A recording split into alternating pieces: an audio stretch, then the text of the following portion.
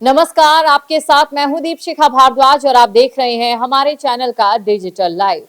हाल ही में एक ऐसा मामला सामने आया है जिस मामले की जानकारी आपको होनी चाहिए, क्योंकि अगर आप भी कहीं जाने अनजाने में इसी प्रकार से दो पैन कार्ड का इस्तेमाल कर रहे हैं तो आपके लिए एक बहुत ही बड़ी मुसीबत हो सकती है।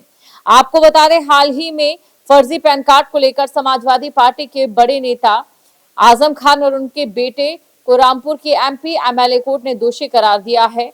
आरोप था कि अब्दुल्ला आजम खान ने चुनाव लड़ने से पहले अपने दो पैन कार्ड बनवाए थे। एक जो नया पैन कार्ड उनकी ओर से बनाया गया था वो इसलिए बनाया गया था क्योंकि उनकी चुनाव लड़ने की जो न्यूनतम आयु है वो पूरी नहीं हो रही थी और इसी के लिए उन्होंने दूसरा पैन कार्ड बनाया। और इस साजिश में जो उनके पिता हैं आजम खान, उन्होंने भी उनका साथ दिया। इसीलिए रामपुर की एमपी एमएलए कोर्ट ने दोनों को दोषी करार दिया है और इसी के साथ दोनों को 7-7 साल की सजा सुनाई है और साथ ही दोनों पर 50-50 हजार रुपए का जुर्माना भी लगाया है। ये आप सभी जानते हैं कि पैन कार्ड का इस्तेमाल करना हमारे लिए कितना जरूरी है। कई ऐसे कारण हैं जहां पर चाहे ना चाहे आपको पैन कार्ड की जरूरत पड़ ही जाती है, क्योंकि आप अगर अपनी बैंक की केवाईसी करते हैं तो आपको पैन कार्ड चाहिए। आप 2 लाख से ज्यादा की ज्वेलरी लेते हैं तो आपको, या कहीं पर भी आप 2 लाख से ज्यादा व्यय करते हैं तो आपको पैन कार्ड चाहिए। आपकी जो आय आती है, अगर आप कहीं नौकरी करना चाहते हैं तो आपका पैन कार्ड ही मांगा जाता है। और इसी के साथ कोई पॉलिसी आप लेना चाहते हैं, कोई बिजनेस आप करना चाहते हैं, बैंक में खाता खुलवाना चाहते हैं या फिर बाकी चीजें जो आपकी रहती है, या बैंक खातों को लेकर जो आप अपना एक सिस्टम मेंटेन करना चाहते हैं, तो आपको पैन कार्ड की आवश्यकता पड़ेगी। और साथ ही साथ पैन कार्ड आपके एक ऑथेंटिकेशन के भी दस्तावेज प्रमाण के रूप में इस्तेमाल किया जाता है।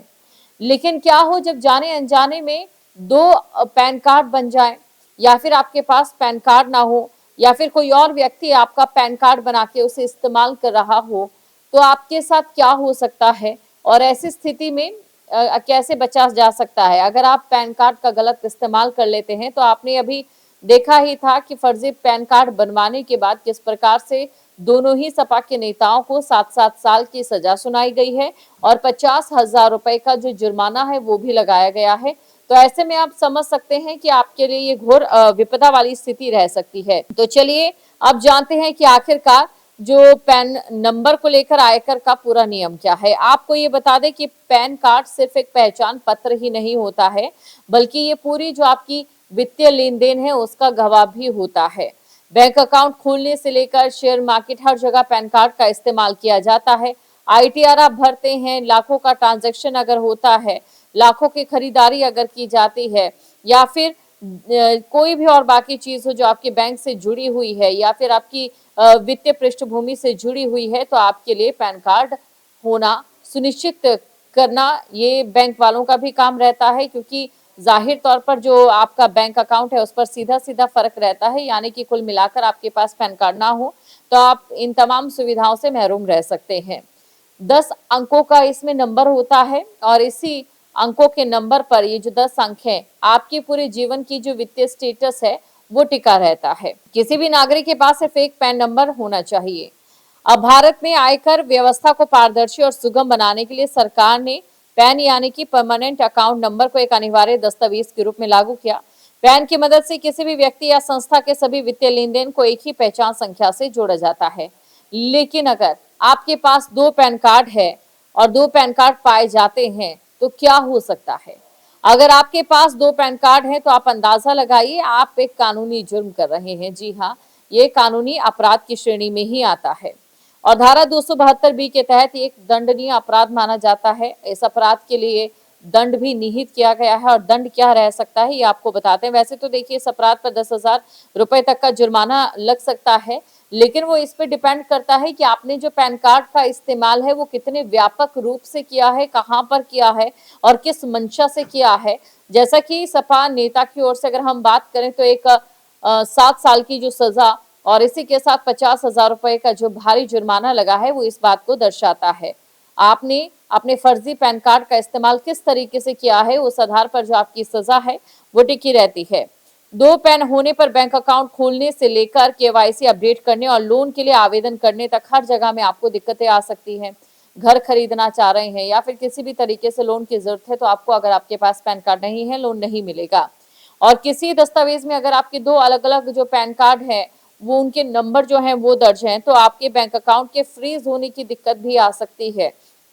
दो पैन होने से आईटीआर भी नहीं भर सकते हैं, क्योंकि सिस्टम दो पैन कार्ड वाले व्यक्ति के रिटर्न को स्वीकार नहीं करता है। कई बार इसे टैक्स चोरी या फर्जी लेन देन की कोशिश से जोड़कर भी देखा जाता है। बहुत से लोग कई बार इस्तेमाल भी करते हैं और पकड़े भी जाते हैं, क्योंकि देखिए इस मामले को आप छुपा नहीं सकते अगर आपके पास दो पैन कार्ड है, क्योंकि आप जो पूरा सिस्टम है वो मोदी सरकार के बाद ऑनलाइन हो चुका है, डिजिटल हो चुका है। अब ऐसे में जब आप अपना आधार पैन लिंक करते हैं, क्योंकि आपका आधार कार्ड जाहिर तौर पर आपके बैंक अकाउंट से जुड़ा रहता है आजकल, और इसी के साथ पैन कार्ड का भी कुछ यही स्टेटस है, तो ऐसे में जाहिर तौर पर दो पैन कार्ड है, आप पकड़े जाएंगे और आपका बैंक फ्रीज हो जाएगा, संदिग्ध माना जाएगा। और अधिकतर लोग फर्जीवाड़े के लिए जिस प्रकार हमने बताया कि दूसरे पैन कार्ड का इस्तेमाल करते हैं, इस वजह से आपको भी उसी शक के दायरे में लाया जाएगा। असली दिक्कत अब शुरू होती है जब विभाग ये समझने लगता है कि आप दो पैन कार्ड इस्तेमाल टैक्स बचाने, लेन देन छिपाने या किसी भी प्रकार की धोखाधड़ी के लिए कर रहे हैं, तो आप ये यकीन कीजिए कि आपके खिलाफ जांच शुरू हो जाएगी, और अगर जांच में आप दोषी पाए जाते हैं तो जाहिर तौर पर सजा भी आपके लिए निहित होगी। अब अगर धोखे से आपके दो पैन कार्ड बन गए हों तो क्या करना चाहिए?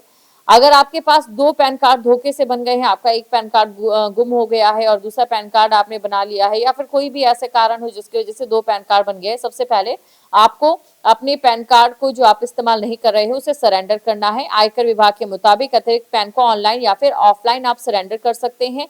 ये प्रक्रिया एनएसडीएल या यूटीआई टीसीएल की वेबसाइट पर सरेंडर डुप्लीकेट पैन विकल्प के तहत पूरी होती है। इसलिए बेहद जरूरी है कि हर नागरिक को अपने दस्तावेजों में सिर्फ एक ही पैन का इस्तेमाल करना है। दूसरा पैन है तो आप उसे तुरंत सरेंडर कर दीजिए। इसी के साथ देखिए किन कामों में पैन बहुत ज्यादा जरूरी है। पैन नंबर वित्तीय लेन देन के लिए भी बेहद जरूरी है। इसी के साथ बैंक खाता खोलते समय आपका पैन नंबर जरूरी होगा। 50,000 रुपए से अधिक का बैंक ट्रांजैक्शन पर भी पैन जरूरी होता है। 2 लाख रुपए से अधिक की खरीद पर भी, जैसे कि आप ज्वेलरी खरीदें या कुछ भी, तो भी पैन जरूरी है। प्रॉपर्टी खरीद बिक्री पर पैन जरूरी है। म्यूचुअल फंड, शेयर बाजार, इंश्योरेंस के लिए आईटीआर भरते समय कई जगह पैन को वैध पहचान पत्र भी माना जाता है, लेकिन ये एड्रेस प्रूफ नहीं रहता। सभी कंपनियां, फर्म्स, एलएलपी, ट्रस्ट और संस्थाओं के लिए पैन अनिवार्य है। तो ऐसे में अपने पैन कार्ड का आप सही तरीके से इस्तेमाल करें, और अगर आपके पास दो पैन कार्ड है तो अपने दूसरे पैन कार्ड को आप तुरंत सरेंडर कर दीजिए।